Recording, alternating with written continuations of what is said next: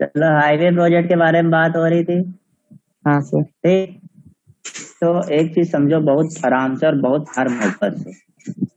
नया highway project बनाने के लिए सबसे पहले डिसाइड होता है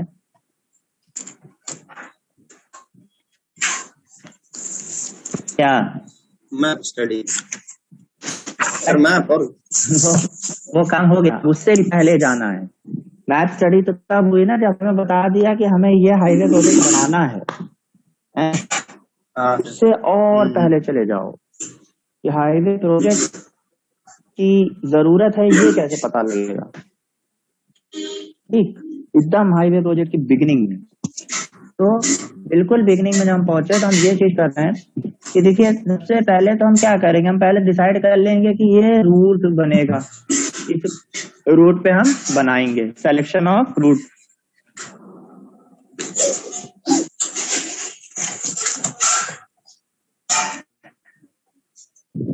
ठीक है।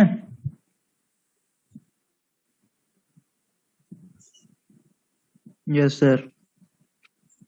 सिलेक्शन ऑफ रूट किया, फिर क्या होगा, फिर हम कहेंगे सबसे पहले भैया ऐसा करो, फटाक से अलाइनमेंट बना डालो।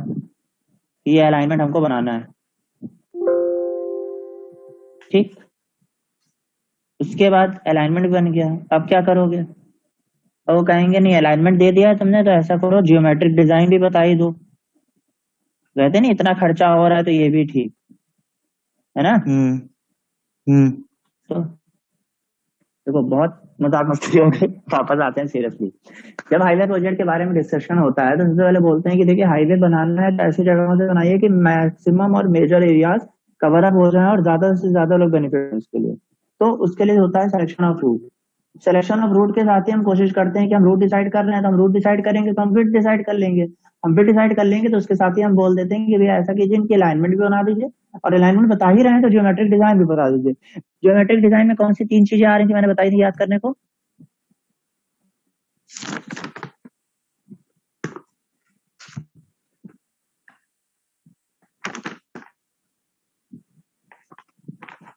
तो साइड डिस्टेंस, ग्रेडियंट और radius of curvature. Very good. ये 3 चीजें और भी बोला कि भैया देख लीजिए। उसके बाद उसने कहा चल ये सब हमने कर दिया, अब बताओ और क्या काम करोगे। तो उसने कहा ऐसा है कि देखिए, आपने ये बता दिया कि रूट क्या है, कहाँ से अलाइनमेंट और क्या है, तो हम कर देंगे कि हम मटेरियल और डिजाइन बता देंगे आपको कि आप ये मटेरियल यूज कर लो, ये वाला आप सॉइल अपग्रेड ले लो, ये यहाँ से आपको कंस्ट्रक्शन मटेरियल मिल जाएगा, ये आपकी पेमेंट की लेयर्स होंगी। ठीक, बेसिक, बहुत बेसिक पे लेके जा रहा हूँ मैं, बात को समझना। ठीक, अब तुम्हारा रूट डिसाइड हो गया, तुम्हारा कंस्ट्रक्शन का मटेरियल और सॉइल टेस्टिंग के बारे में सारा डिस्कशन हो गया। ठीक, तो अब देखो क्या होगा कि उन्होंने बोला कि यार देखिए, हमारे पास मटेरियल तो है। ठीक, मटेरियल हमने आपको प्रोवाइड करा दिया है। तो उसने कहा मटेरियल प्रोवाइड करा दिया है तो हमें ये कैसे पता लगेगा कि हम ये मटेरियल जो मिल रहा है ये टॉप क्वालिटी का है। सबसे इंपॉर्टेंट बात तो यही है ना। पता चला बोला कि भैया पूर्वक नहीं, मान लो जैसे अमन गया रोड बनाने, रितम ने उसको बता दिया सारा कि भैया ये रूट बना दो, ये अलाइनमेंट मैंने तुम्हें दे दी, ये ज्योमेट्रिक डिजाइन है। तो पुरवर ने बोला कि यार अमन देखो, ऐसा है रोड तुम बना रहे हो, हाईवे तुम बना रहे हो, तुम ऐसा करो मटेरियल मुझसे ले लो, मैं तुम्हें सारा माल एकदम चौकस वाला दूंगा। ठीक, तुम्हें यहाँ तक मैं बता दूंगा कि कौन से पेमेंट लेयर पे क्या माल बिछाना है, कैसे क्या मटेरियल यूज करना है। ठीक, अब अमन ने कहा ठीक है, हम बिल्कुल कर लेंगे यार, तुमसे ही ले लेंगे।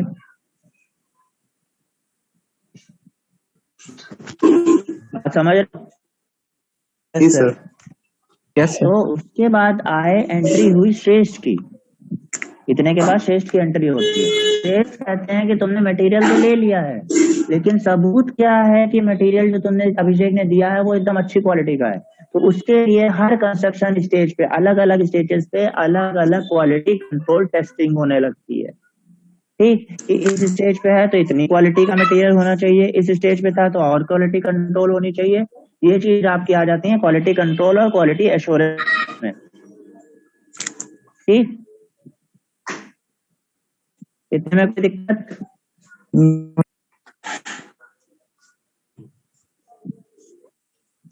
तो बोल दो बेटा फटाफट।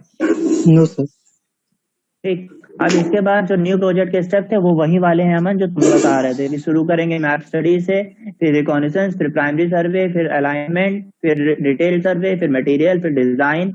ठीक, ये जी सब सर। चीजें। अब बात आती है रीअलाइनमेंट ऑफ अ प्रोजेक्ट। ठीक, रीअलाइनमेंट ऑफ अ प्रोजेक्ट। तो बात हुई कि भैया रीअलाइनमेंट क्या होता है। रीअलाइनमेंट के बारे में ब्रीफ में हम लोगों ने एक बार पहले भी बात की थी। कोई कुछ कहना चाहेगा कि रीअलाइनमेंट क्या होता है?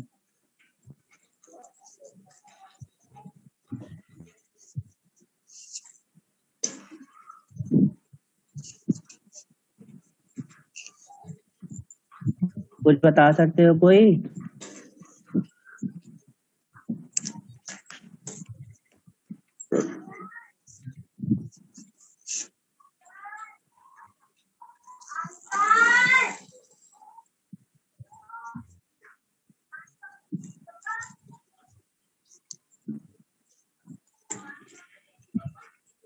भैया कोई बोलो यार, आता है तो बोलो, नहीं आता है तो बोलो नहीं आता।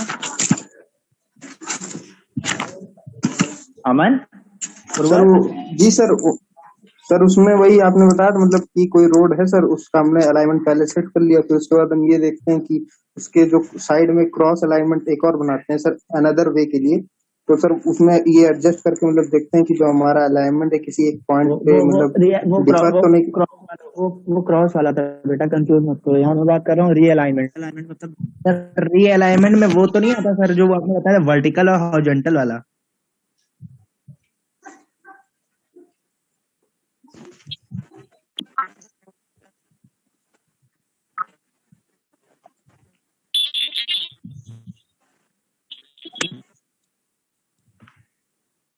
हेलो,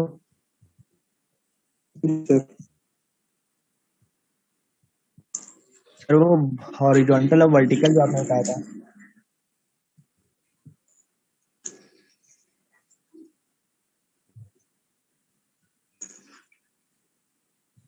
सही बोल रहे प्रिया।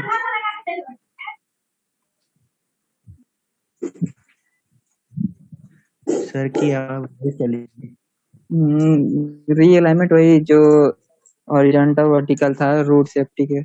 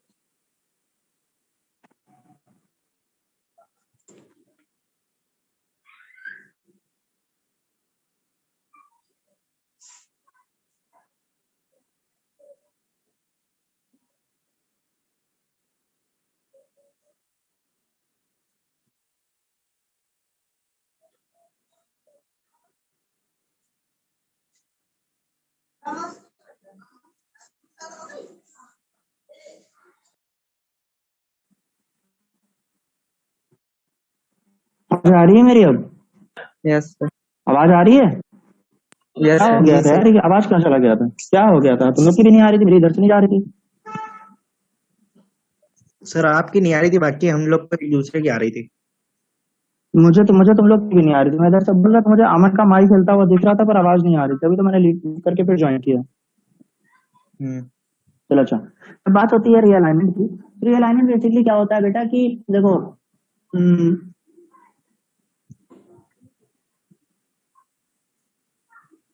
हाँ, जैसे कि याद करो, मैंने एक बार बताया था कि हम लोग जो रोड बनाते हैं, हम उसको देखते हैं कि बेटा अल्टीमेटली 10-20 साल के बाद का भी जो ट्रैफिक है वो पूरी तरह केपेबल हो, इस पे मेंटेन रहे और कोई हमें दिक्कत ना आए इन चीजों में। इतनी चीज में कोई दिक्कत हो तो बोलो।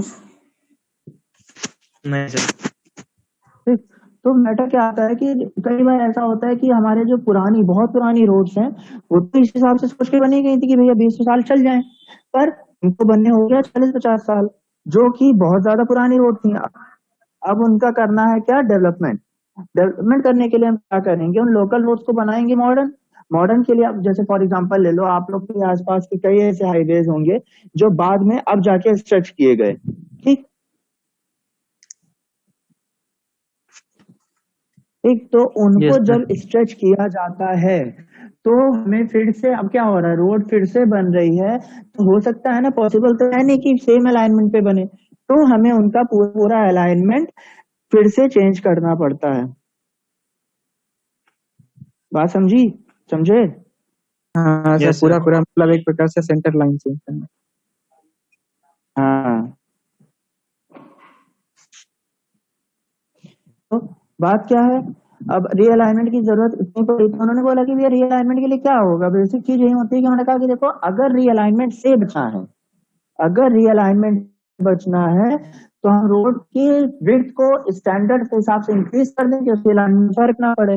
जो मैंने मंदरा हाईवे वाले का एग्जांपल दिया था कि अगर दोनों साइड प्रॉपर स्पेस है, बिल्डिंग्स वगैरह तोड़ के हम एक्सपैंड कर सकते हैं हाईवे, तो हम रीअलाइनमेंट से बच सकते हैं। बट इन दैट केस कि जहां पे अवेलेबिलिटी ही नहीं है दूसरी साइड बढ़ने की, तो हमें रोड का फिर से रीअलाइनमेंट करना पड़ेगा। अब बात आती है कि यार नेसेसिटी क्या आ रही है रीअलाइनमेंट करने की, रीअलाइनमेंट करने की जरूरत क्या पड़ने लगती है? तो उन्होंने कहा देखिए, रीअलाइनमेंट करने की जरूरत इससे पड़ रही है कि अगर हॉरिजॉन्टल अलाइनमेंट इंक्रीज होगा या अच्छा होगा, तो हमारा रोड में जो अनडिजायरेबल जिगजैग्स होते हैं, ठीक है, अलग तरीके के जो एलिमेंट्स हैं, सुपर एलिवेशन है, इन सब चीजों पे भी इम्प्रूवमेंट हो जाएगा। इतनी बात समझ में आई कि यस सर। हॉरिजॉन्टल एलिमेंट से क्या क्या होगा? नोट कर लो। Improvement of horizontal alignment. Photo खींच के भेज दो क्या इस पेज की? हाँ सर, भेज दीजिए।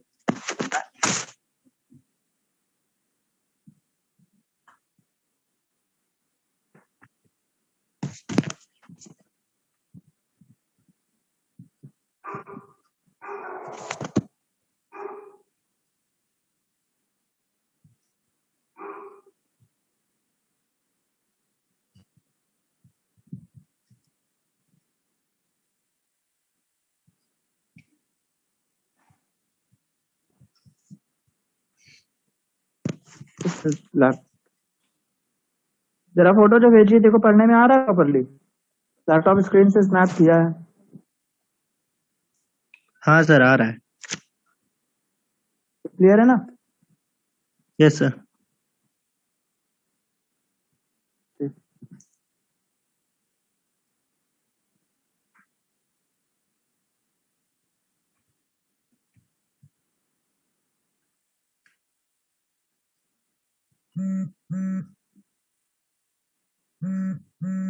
चलो फटाफट रीडिंग मारो, कोई इसमें डाउट हो रहा हो तो बताओ।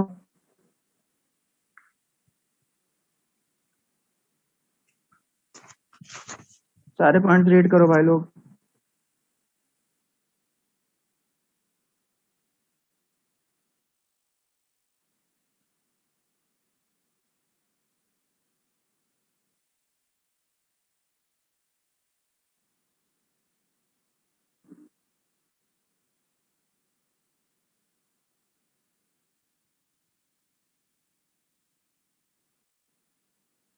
Any doubt?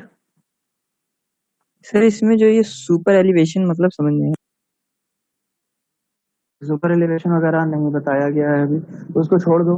वो अभी लंबे लंबे बेसिक टॉपिक्स हैं, पर लंबे लंबे हैं, उनके लिए टाइम चाहिए होगा।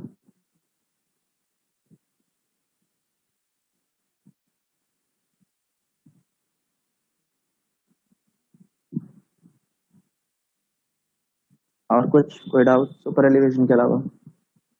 Steep gradient sir. Steep gradient मतलब स्लोप जहाँ पे बहुत ज्यादा हो, एकदम खड़ी स्लोप हो एकदम। न,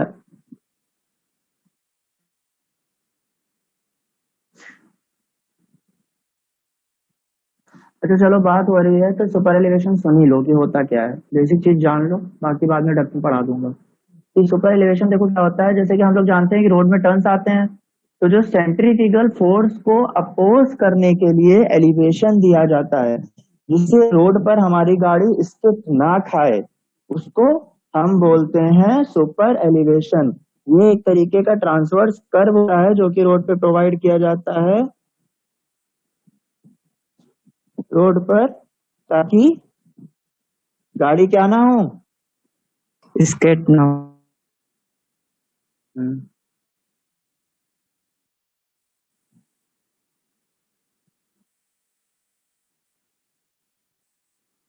इतने में किसी सुपर एलिवेशन में किसी को दिक्कत? आगे पढ़ो आगे पढ़ो आगे पढ़ो आगे पढ़ो फटाफट।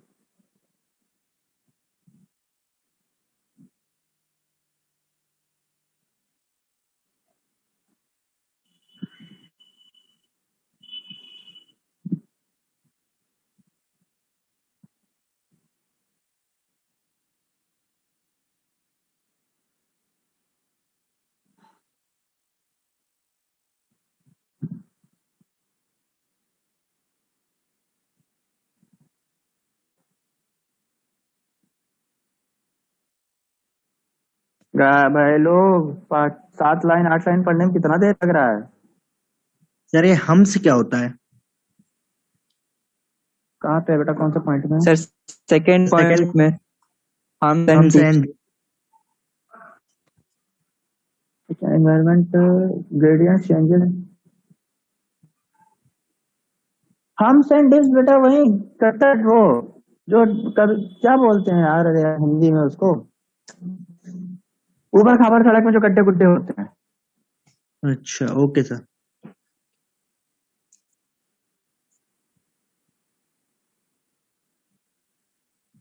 सर ये नैरो ब्रिज क्या होता है? हैं? Narrow bridge. अरे नैरो ब्रिज वे पगला, वो पतला वो ब्रिज।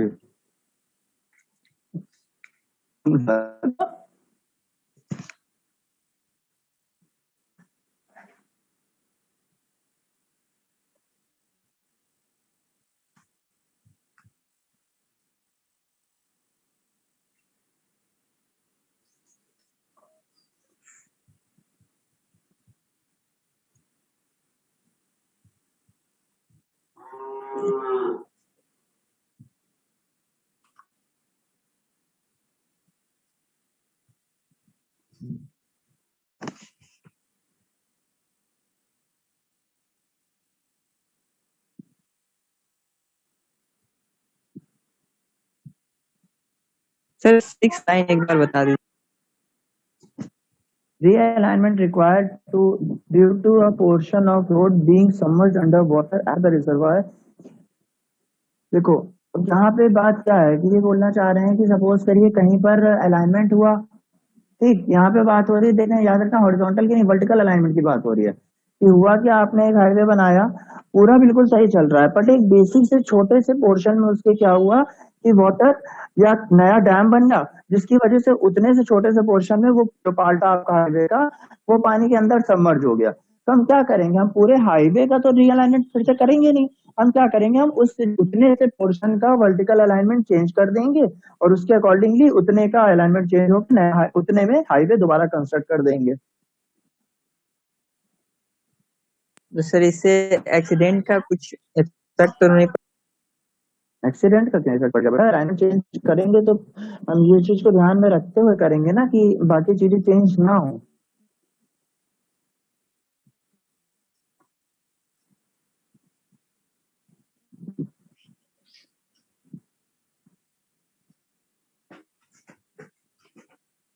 अमन बेटा किसी पॉइंट में कोई दिक्कत? श्रेष्ठ, उर्वर, सर नो सर पढ़ लो। No sir. हाँ अब जैसे चीज है सबसे जनरल प्रिंसिपल थोड़ा, हाँ अब बात को समझिए क्या है कि प्रिपरे ये स्टेप्स क्या होते हैं किसी भी प्रोजेक्ट के रीअलाइनमेंट में। ठीक ठीक, तो सबसे पहले हम क्या करेंगे यार, देखो बात समझ में आए कि जरूरत क्या है। पहली चीज तो यही है रीअलाइनमेंट की नीड क्या है, हम उस चीज को समझेंगे। हाँ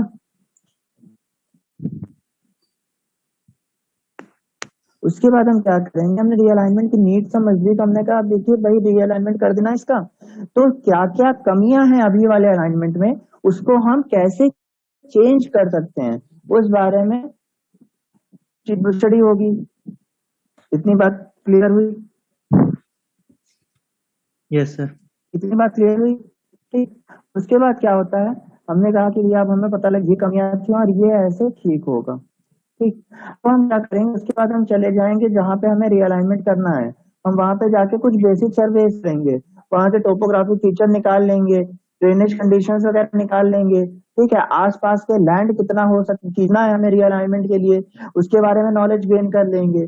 ठीक है, और ये चीजें जो हैं ये बिल्कुल प्रॉपर तरीके से फील्ड सर्वे करके ही हमें पता लग पाएंगी।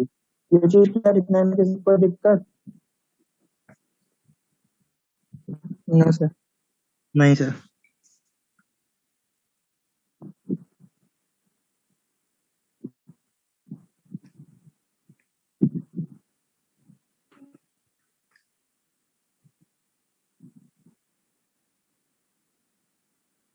इतने में किसी को? नहीं सर। ठीक, अगला हम क्या करेंगे, अब हमें ये पता लगा भाई साहब हमें ये आसपास की चीजें लेनी है, कितना मैटर कर लेना, तो हम क्या करेंगे, हम स्पॉट्स बनाएंगे जहां पर हमारा लाइन जो अभी है वो देखा जाए और उसके बाद उसमें चेंजेस क्या है। पर इन चेंजेस में हम एक चीज का बहुत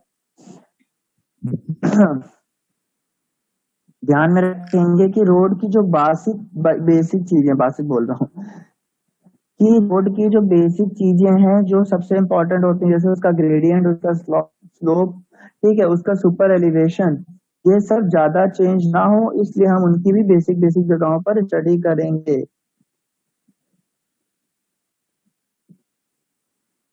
इतनी बात समझ में आई? कोई समस्या इतने में? No sir. क्या? फिर हम क्या करेंगे, हमने इतना कर दिया, फिर हमने कहा देखिए भाई क्रॉसओ वगैरह में पता लग गया, ड्रेनेज कहाँ पे कैसे था हमें वो समझ में आ गया। अब हम ऐसा करेंगे कि जहां पे हमें इधर और उधर रोड बढ़ानी है उसका हम पहले सॉइल टेस्ट कर लेंगे, कि ऐसा ना हो कि हमने रोड बढ़ाने का तो डिसाइड कर लिया पर एक साइड की मिट्टी कैसी हो, दलदली, ठीक, या एक साइड की स्ट्रेंथ ही ना हो। इतनी बात समझ में आई? यहाँ तक भी डाउट हो तो बताइए। नहीं सर। ठीक है, अब ये भी क्लियर हो गया। तो फिर क्या हुआ, उसके बाद इन्होंने कहा कि सॉइल सर्वे आपने कर लिया, तो हमने कहा देखिए सॉइल सर्वे तो हो गया, फिर हम रीअलाइनमेंट की बात कर रहे हैं, तो हमने कहा था सबसे पहले हमें ये क्लियर होना चाहिए, सबसे पहले नहीं मतलब ये चीज हमें बेसिकली क्लियर होनी चाहिए कि खर्चा कितना आएगा। ठीक, एक्सपेंस, तो हम कुछ बेसिक एनालिसिस करेंगे जिससे हम ये डिसाइड कर सकें और कंपेयर कर सकें कि हमारी इकोनॉमी में क्या विजिबिलिटी आएगी, क्या चेंजेस हैं, और क्या ऐसा हो सकता है कि मान लीजिए हम इतना खर्चा लगा के किसी रोड का अलाइनमेंट कर रहे हैं, उससे अच्छा हम उसके आसपास के इलाके से कोई नया पूरा हाईवे प्रोजेक्ट ही बना दें कि जो उसका खर्चा तो ज्यादा लगे पर हमें बेनिफिशियल उससे ज्यादा हो जो इस हाईवे में खर्चा हम लगा रहे हैं, उस बारे में डिस्कशन हो जाता है। उसके बाद बेसिक डिजाइन पे फाइनलाइजेशन हो जाता है और ड्राइंग करके काम करना शुरू कर देते हैं। इतने में कोई दिक्कत हुई तो बताइए देखो भी। No sir. ठीक, अब ड्राइंग करके काम शुरू कर दिया, उसके बाद क्या होता है कि हम कोशिश करते हैं कि जितना ज्यादा अलाइनमेंट को हम यूज कर लें, खींच लें, ठीक, वो हम काम करेंगे कि जितना मैक्सिमम एक्सटेंट पॉसिबल हो के आगे फिर हमें फिर कोई दिक्कत ना हो जाए। ठीक, और एट एंड ज्योमेट्री डिजाइन वगैरह नई रोड के हिसाब से डिजाइन प्रॉपर कर देते हैं, विजुअल्स वगैरह का काम प्रॉपर चेक कर लेते हैं, सब कुछ प्रॉपर टॉप अगर अवेलेबल है तो डिजाइन करके कंस्ट्रक्शन का काम शुरू कर देते हैं। इतना क्लियर है बेटा? किसी को कोई डाउट ना? टॉपिक क्लियर हो तो बोलो, एक बार और बता सकता हूँ। सर क्लियर हो गया। पक्का अमन? जी सर। क्लियर है? जी सर। बेटा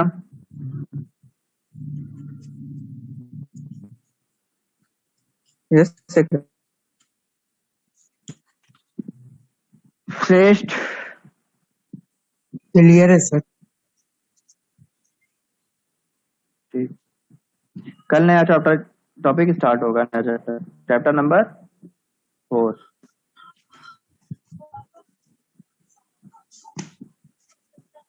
किसी भी दिक्कत हो तो पढ़ लेना एक बार। नोट बनाते हैं भाई आज रात में, मान के रखो कल सुबह तक नोट दे दूंगा, क्योंकि आज रात में मैं जगूंगा। ठीक है, कल नोट्स मिल जाएंगे ओके सर। प्रॉपर, मतलब भर के रिक्वायर्ड मिल जाएंगे। चलो 5 लोग हो ना तुम लोग? 5 हो कि 6 हो? 7 6 6। ठीक, चलो बाय।